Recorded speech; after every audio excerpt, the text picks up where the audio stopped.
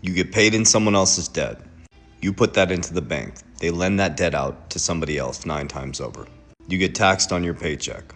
You get income, which is debt. You go to buy something at the grocery store. You pay taxes on it.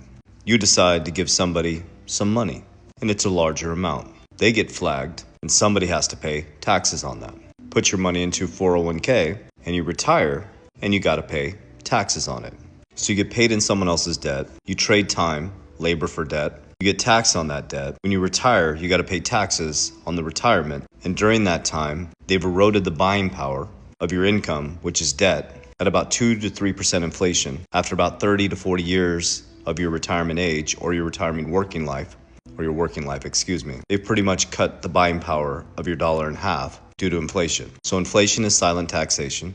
They get you through taxes. They pay you in someone else's debt. Oh, and they bury you in a debt monetary slave system where they teach you to borrow against your future self and have a good credit score. So now you get paid in someone else's debt. You got to trade time for money, which is debt. You get taxed on that debt. When you retire, you get taxed on it. By the time you retire, your purchasing power has been eroded in half. You monetize against your future labor that you haven't worked yet by spending an auto loan out 72 months and a mortgage 30 years.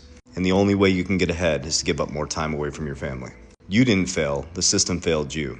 This worked for our grandparents, but we can't play by the same rules in this environment. The rules that work for our grandparents don't work anymore. If you don't realize how to trade your income and turn it into cash flow, and then transmute that cash flow into assets that beat inflation, and when those assets go up and appreciate over time, which are called offense, which cycle and go up and down, and pull profits before people come in to get rich quick, and then you take those profits and you put it into defense. Things that create stability, protection, and hold the value of your currency, and something that creates a family bank, like cash value life insurance, so that when the markets come collapsing down, you can now leverage multiplying that dollar that now becomes 2 and go back into markets and buy everybody's fear. That's what the wealthy are doing.